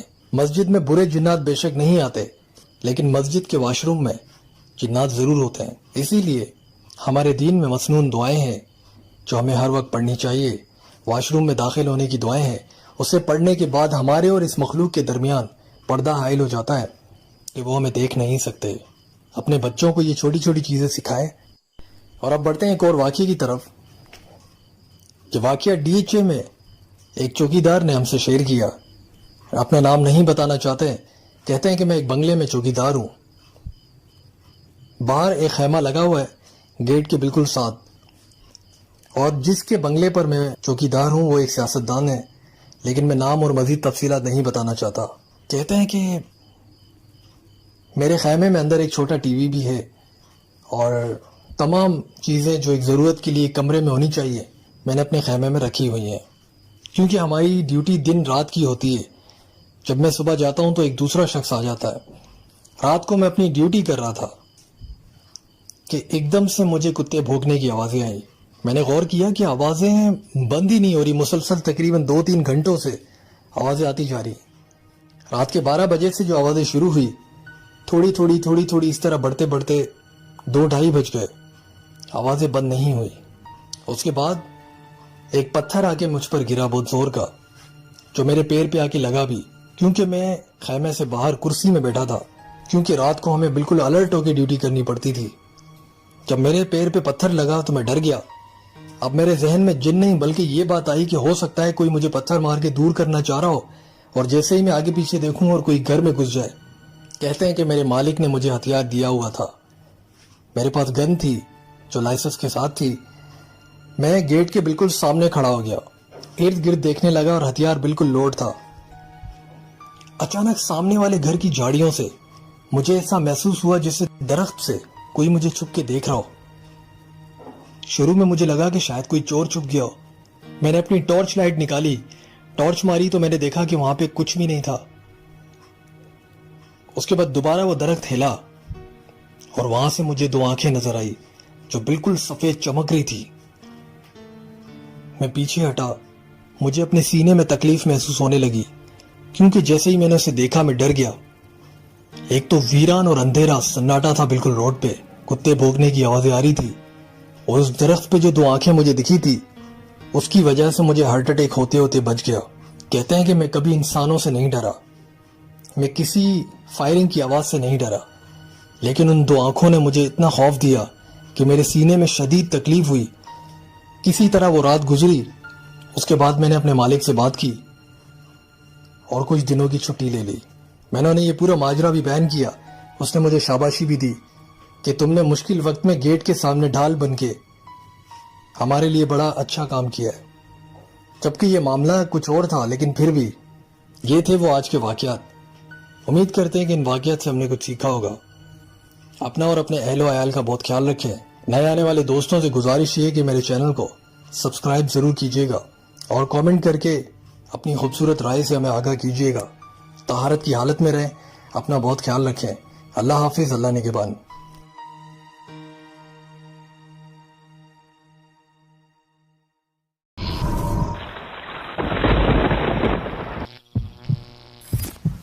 السلام علیکم۔ ناقابل فراموش کے تمام لسنرز کو دل سے بہت خوش آمدید کہتا ہوں، اور امید ہے کہ آپ سب خیریت سے ہوں گے، ٹھیک ہوں گے۔ ہم اپنے بچوں کو دینی تعلیم حاصل کرنے کے لیے مدرسے بھیجتے ہیں تاکہ وہ دین سے بہت منسلک ہو جائے، اور جب دین سے منسلک ہوتے ہیں تو اس کی زندگی دین اور دنیا دونوں ہی کامیاب راستے پہ چلنے لگ جاتی ہیں، کامیاب لوگوں میں شامل ہو جاتے ہیں، کیونکہ ہم مسلمانوں کا ایمان یہی ہے کہ صحیح راستہ صرف ہمیں دین سے ملتا ہے، صراط المستقیم کا راستہ ہی صحیح راستہ ہے۔ لیکن یہ بھی ایک سیڈ ریئلٹی ہے کہ جب ہم اپنے بچوں کو مدرسے بھیجتے ہیں تو بعض اوقات ایسے بھی واقعات سامنے آتے ہیں جہاں پہ زور زبردستی اور بہت ہی مارا پیٹا جاتا ہے، جس کی وجہ سے بچے مدرسے جانے کے نام سے بھی گھبراتے ہیں۔ شفقت اور محبت کی بجائے وہ بہت زیادہ سختی کرتے ہیں۔ اس طرح بہت سارے حادثے بھی پیش آ جاتے ہیں۔ ایسا ہی ایک نوجوان جس کا واقعہ اب ہم آپ سے شیئر کرنے جا رہے ہیں، اس نوجوان کی زندگی مدرسے کی خدمت میں گزر گئی۔ جب وہ بہت چھوٹا تھا، جب قرآن کی تعلیم حاصل کرنا شروع کیا تھا، اس نے بتایا کہ میرے استاد مجھے بہت مارتے تھے، مجھے لکڑیوں سے اتنا مارتے تھے کہ ساری رات تکلیف میں گزر جاتی تھی، اور میرے آگے پیچھے کوئی تھا بھی نہیں، میرا آگے پیچھے کوئی نہیں تھا جسے میں شکایت لگا سکتا، صرف ایک ماموں تھا، اس نے بھی مجھے مدرسے کے حوالے کر دیا تھا، اور میں بہت چھوٹا اور معصوم بچہ تھا۔ میں اپنے استاد کی برائی نہیں کرتا، آج میں جو بھی ہوں اسی کی وجہ سے ہوں، لیکن بچپن میں ان شاگردوں میں سے رہا ہوں جس نے بہت مار کھائی ہے۔ اللہ تعالیٰ میرے استاد کو بھی خوش و آباد رکھے، آج بھی وہ حیات ہیں۔ میں مدرسے میں پنشمنٹ کی وجہ سے ایک بار ساری رات جاگتا رہا۔ مجھے یہ سزا ملی تھی کہ تمام جگہوں کو صاف کرنا تھا۔ میں صفائی میں مشغول تھا۔ میری عمر تقریباً 9 سے 10 سال تھی۔ میں کاموں میں مصروف تھا، جو بھی حکم ملتا اور میں اسے بجا لاتا، یہی میری ڈیوٹی تھی، یہیں رہتا تھا، یہیں کھانے کو ملتا تھا، اس کے علاوہ میرے پاس کوئی جگہ نہیں تھی۔ میرا ماموں گاؤں میں تھا، مدرسے کی خدمت میں مشغول تھا۔ اچانک سے مجھے اپنے ایک دوست کی بات یاد آ گئی تھی۔ میں بیٹھے بیٹھے رونے لگا۔ اس نے کہا تھا کہ اس کے ماں باپ جب بھی اس سے پوچھتے ہیں کہ اس کے استاد نے مارا ہے تو وہ کہتے ہیں کہ ہم استاد کو چھوڑیں گے نہیں۔ اس کی یہ بات نے مجھے افسردہ کر دیا اور میں پھوٹ پھوٹ کے رونے لگا، کیونکہ میرے آگے پیچھے کوئی تھا نہیں، کون میرا بدلہ کرتا۔ اچانک سے پیچھے مجھے ایک آواز آئی۔ میں نے مڑ کے دیکھا تو وہ میرے استاد کی شکل جیسا ہی تھا، لیکن استاد نہیں تھا۔ اس نے کہا کہ گھبراؤ مت، ادھر آؤ بیٹا۔ اس نے مجھے اپنے پاس بٹھایا۔ اس نے کہا کہ تمہیں سبق یاد کیوں نہیں ہوتا؟ تو میں نے کہا استاد مجھے بہت ڈر لگتا ہے استاد سے، جو میرے پڑھانے والے استاد ہیں وہ مجھے مارتے ہیں بہت۔ تو اس نے کہا کہ میں تمہیں رات کو یاد کروا دیا کروں گا، تم ڈرو مت۔ ہمارے بھائی کہتے ہیں کہ وہ لمحات، وہ زندگی کہ میں آج تک نہیں بھولا۔ جب رات کو صفائی کرنے میں مشغول تھا تو جب یہ اچانک سے ایک شخص نمودار ہوا، اس نے اچانک سے مجھے بٹھا کر اس نے کہا کہ سب سے پہلے وضو کرتے ہیں۔ مجھے وضو کروایا، مجھے طریقہ بتایا، اور مجھے قرآن کی اس طرح تربیت کی کہ وہ لائن جو میں پڑھتا وہ میں بھولتا ہی نہیں، اچھی طرح یاد ہو گیا۔ جب پڑھائی کے دوران استاد نے مجھ سے پوچھا تو میں نے اسے تمام سبق بتا دیا۔ وہ حیران ہو گیا کہ جس پر تمہیں اتنی بڑی سزا ملی تمہیں یاد کیسے ہو گیا، جبکہ میں نے تمہیں دوبارہ یہ چیز نہیں بتائی۔ تم نے خود کیسے یاد کر لیا؟ میں نے کہا کہ استاد میں نے رو رو کے پڑھائی کی اور مجھے یاد ہو گیا۔ اس طرح آہستہ آہستہ روز وہ شخص میرے پاس آتا اور مجھے قرآن سکھاتا اور مجھے یاد ہو جاتا۔ نہ جانے کس طرح مجھے یاد ہو جاتا، یہ میں خود بھی اس چیز کو آج تک نہیں سمجھا، لیکن ایسی ایک برکت پیدا ہوئی تھی میرے پڑھنے میں۔ وہ تہجد کا یا فجر کے پہلے کا وقت ہوتا، میں پڑھتا رہتا اور اس کے بعد مجھے اچھی طرح یاد ہو جاتا۔ روز وہ شخص آ کے مجھے پڑھاتا تھا اور چلے جاتا تھا۔ آخر میں وہ شخص مجھے یہی کہتا تھا کہ تم صبر سے کام لیا کرو، تم ابھی بچے ہو، تم استاد کے کہنے میں چلو، لیکن تمہیں ڈرنے کی کوئی ضرورت نہیں ہے، اللہ تعالیٰ ہمارے ساتھ ہے۔ کہتے ہیں کہ جب میرا قرآن مکمل ہوا اس کے بعد وہ شخص کبھی بھی نہیں آیا۔ اب آہستہ آہستہ مجھے بھی شعور آنے لگا تھا، تو میں نے اپنے استاد سے پوچھا کہ وہ جو آپ جیسے دکھتے ہیں آپ کے بھائی ہیں کیا؟ تو استاد نے کہا کہ کون؟ تو میں نے اپنے استاد سے کہا کہ ایک شخص رات کو روز آتا ہے قرآن پڑھانے کے لیے، آپ ہی کی طرح دکھتا ہے لیکن وہ آپ سے تھوڑا لمبا ہے اور اس کا چہرہ زیادہ چمکتا ہے، اس کی داڑھی بھی بہت خوبصورت ہے اور بالکل سفید داڑھی ہوتی ہے اس کی، لیکن وہ شخص آپ سے زیادہ نرم مزاج ہے، آپ غصہ کرتے ہیں وہ غصہ نہیں کرتا۔ یہ سن کر میرے استاد کافی پریشان ہوئے۔ اس نے تمام اپنے بڑے شاگردوں سے اور وہاں کے جو اس مدرسے کے جو ذمہ داران تھے ان سب کو طلب کیا اور ان سے باتیں کی کہ یہ بچہ کیا کہہ رہا ہے۔ میرے ساتھ جو لڑکے سوتے تھے انہوں نے بھی اس کی تصدیق کی کہ ہاں استاد، ہم نے بھی دیکھا ایک شخص سے یہ قرآن سیکھ رہا ہوتا ہے۔ یہ تمام باتیں سننے کے بعد کہتے ہیں کہ میرے استاد نے مجھ سے معافی مانگی۔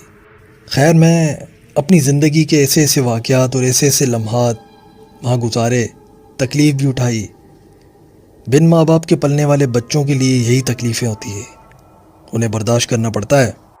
کہاں تو معمولی سی تکلیف میں بھی ماں کے آنسو آ جاتے ہیں، بچوں کو گلے لگا لیتی ہیں، لیکن کہیں پہ اتنا زیادہ مار کھانے کے بعد بھی کوئی بچانے والا نہیں ہوتا۔ ہمارے بھائی کہتے ہیں کہ ان تمام سننے والوں کے لیے ایک بہت بڑی نصیحت ہے، اور میں التماس کروں گا دلی کہ بھائی اپنے ماں باپ کا بہت خیال رکھیں، ان کی قدر کریں، ان کی خدمت کریں۔ یہ وہ تحفہ ہے، وہ نعمت ہے جس کا کوئی نعمت بدل نہیں ہے، جس کی ریپلیسمنٹ ہے ہی نہیں۔ یہ ان سے پوچھیں جن کے اس دنیا میں ماں باپ نہیں ہیں۔ ہمارے بھائی کہتے ہیں کہ جب وہ شخص جس نے مجھے قرآن سکھایا جب اس نے آنا بند کر دیا تو آہستہ آہستہ مجھے بھی سمجھ آنے لگا کہ جب وہ مجھے سکھاتا تھا تو اس سے خوشبو کیوں آتی تھی، اور جب وہ چلتا تھا تو اس کے قدموں کی آواز بھی نہیں آتی تھی، گویا وہ اڑ رہا ہو۔ اور اکثر میں کہتا تھا کہ استاد مجھے پیاس لگی ہے، تو کہتا تھا کہ تم پڑھو میں تمہیں پانی پلاتا ہوں۔ ایسے بہت سارے واقعات کو عمر کے ساتھ ساتھ سمجھ کے اب خیال آتا ہے کہ وہ کوئی جن تھا، یا مسلمان جن تھا یقیناً، یا ہو سکتا ہے کہ اللہ کا کوئی فرشتہ تھا جو مجھ معصوم کی رونے کی آوازیں سن کے مجھے بچانے یعنی مجھے پڑھانے آیا تھا۔ آپ تمام سننے والوں سے یہ مؤدبانہ گزارش ہے، قرآن پڑھیں، قرآن کی تعلیم کو اپنے اندر ہی محدود نہ کریں، اپنی زندگی میں عمل پیرا ہوں، دوسروں کو بھی سکھائیں اور کوشش کریں کہ تقویٰ کے ساتھ زندگی گزاریں۔ اور جتنے بھی وہ نوجوان اور وہ نوجوان لڑکیاں جو اپنے والدین سے ناراض ہیں کسی بھی بات پر، ابھی جائیں اور ان کے گلے لگیں، ان سے گلے ملیں، اس نعمت کا شکریہ ادا کریں اللہ تعالیٰ سے، اور تمام اپنے گلے شکوے دور کریں، چاہے آپ اپنے بھائی بہنوں سے ناراض ہو یا اپنے والدین سے۔ بہت شکریہ۔ اور اب بڑھتے ہیں ایک اور واقعے کی طرف، اور یہ واقعہ جو میں آپ سے گوش گزار کرنے جا رہا ہوں ہماری ایک بہت اچھی لسنر ہے، ہماری بہن نے ہم سے شیئر کیا، اس شرط کے ساتھ کہ وہ اپنا نام نہیں بتانا چاہتی، اور آپ تمام سننے والوں کی پرائیویسی کا خیال ہم اپنی جان کی حفاظت کی طرح کرتے ہیں۔ ہماری بہن کہتی ہیں کہ کچھ مہینے پہلے ہم مری گئے تھے اور ہم نے ایک ہوٹل میں کمرہ بک کروایا تھا جس کا نظارہ انتہائی خوبصورت تھا۔ رات کو ہم ہوٹل کے گارڈن میں باہر بیٹھے ہوئے تھے، آپ ہی اور بھائی کافی تھکے ہوئے تھے جس کی وجہ سے وہ سونے کے لیے اپنے کمرے میں چلے گئے۔ میں اپنے نیفی کے ساتھ کھیل رہی تھی، رات کے تقریباً 11 بج رہے تھے۔ ہماری بہن نے کہا کہ اب ہم بھی جب اپنے کمرے میں چلے گئے، اور کمرہ کافی بڑا تھا، اس کمرے میں داخل ہوتے ہی مجھے شروع سے ہی یہ احساس ہوا جیسے یہاں پہ کوئی غیر مرئی مخلوق بستی ہو، عجیب سی محسوسیت ہو رہی تھی اس کمرے میں مجھے۔ خیر اس کے بعد میں اپنی بھانجی کو لے کے لیٹ گئی۔ اب لیٹنے کے بعد مجھے عجیب سا احساس ہوا، ایسے لگا جیسے میری دوسری بھانجی چھوٹی والی وہ رو رہی ہو آہستہ آہستہ، اس کے رونے کی آواز سرسری سی آ رہی تھی۔ تو میں نے سوچا کہ آپ ہی سو رہی ہے، ہو سکتا ہے اسی لیے وہ رو رہی ہو، بچی ہے ڈر گئی ہوگی، تو میں نے چاہا کہ اٹھ کے اسے چپ کرا لیتی ہوں۔ کافی دیر گزر گئی، نہ آپ ہی اٹھی اور نہ ہی اس کی آواز ختم ہوئی۔ کافی دیر گزر جانے کے بعد بھی آپ ہی نہیں اٹھی۔ جس بانجی کا ذکر کر رہی ہوں اس کا نام اریبہ ہے۔ اس بچی کی آواز مستقل آنے لگی اور نہ ہی آپ ہی کی آواز آ رہی تھی، تو مجھے لگا آپ ہی اب تک سو رہی ہے، وہ بچی ڈر گئی ہوگی، تو میں اٹھی۔ اس کے بعد میں نے لائٹ جلائی تو بھائی اٹھ گئے۔ بھائی نے کہا خیریت تو ہے؟ میں نے کہا اریبہ کو چپ کرائیں بھائی، وہ رو رہی ہے۔ تو بھائی نے کہا کہ خیریت ہے، وہ تو سو رہی ہے۔ یہ دیکھ کے میں بھی حیران ہو گئی کہ اریبہ سو رہی تھی۔ آپ ہی بھی اٹھ گئی۔ آپ ہی نے کہا کہ بچی تو سو رہی ہے۔ حیرت کی بات تو یہ تھی کہ پھر وہ آواز کس کی تھی، اور جو شروع میں کمرے میں داخل ہوتے ہی مجھے ایک عجیب سی محسوسیت ہوئی تھی کہ جیسے یہ کمرہ بھاری ہو، یعنی آصف زدہ ہے، یہاں پہ کوئی تو اور بھی ہمارے سوا بستا ہے، کوئی ایسی مخلوق جسے ہم دیکھ نہیں سکتے۔ ہماری بہن کہتی ہیں کہ میرے بھائی نے کہا کہ تم شاید خواب دیکھا۔ ہماری بہن کہتی ہیں کہ میرے بھائی نے کہا کہ شاید تم نے کوئی خواب دیکھا ہو، لیکن میں تو سوئی ہی نہیں تھی، خواب کیسے دیکھتی؟ بہرحال میں نے اسے کوئی بحث بازی نہیں کی، بلکہ خاموشی سے لیٹ گئی۔ اور اس کے بعد بھی مجھے سرسری سی آواز آنے لگی۔ اب میں سمجھ چکی تھی کہ یہ بات کچھ اور ہے۔ میں نے اپنے موبائل میں آہستہ سے تلاوت لگائی، کان کے پاس رکھ کے لیٹ گئی۔ فجر کی اذانوں تک وہ آواز آتی رہی، اذانوں کے بعد وہ آواز آنا بند ہو گئی۔ یہ وہ شورٹ سا واقعہ تھا جو ہماری بہن نے ہم سے شیئر کیا، اور کہتی ہیں کہ میرے ساتھ بچپن سے ہی کوئی مخلوق ہے، جس بات کا میرے گھر والوں کو بھی علم ہے، اور وہ الگ الگ روپ میں ہمارے سامنے آتی ہے۔ وہ مخلوق میل ہے یا فیمیل مجھے نہیں پتا، لیکن وہ میرے ساتھ نماز بھی پڑھتی ہے۔ وہ جو بھی ہے ہمیں نقصان نہیں پہنچاتی، البتہ ہمارے گھر میں رہتی ہے، لیکن کون ہے یہ مجھے نہیں پتا۔ اللہ تعالیٰ ہم سب کو ہمیشہ محفوظ رکھے، اپنی پناہ میں رکھے، حفاظت میں رکھے، آمین ثم آمین۔ تمام سننے والوں سے یہ معتبانہ گزارش ہے، نماز 5 وقت کی پڑھنے کی کوشش کریں۔ میرے لیے بھی دعا کریں کہ میں 5 وقت کا نمازی بن جاؤں اور سیدھے راستے یعنی صراط المستقیم کے راستے پہ چلنے کی اللہ تعالیٰ ہم سب کو توفیق عطا فرمائے، آمین ثم آمین۔ خوش رہیں، آباد رہیں۔ اسی کے ساتھ اجازت چاہتا ہوں، انشاءاللہ پھر ملاقات ہوگی نئی کہانیوں کے ساتھ۔ آپ تمام سننے والوں سے گزارش ہے کہ میری ان ویڈیوز کو شیئر کر کے مجھے سپورٹ کریں، لائک کے بٹن کو دبانا مت بھولیے گا۔ بہت شکریہ۔ اللہ حافظ، اللہ نگہبان۔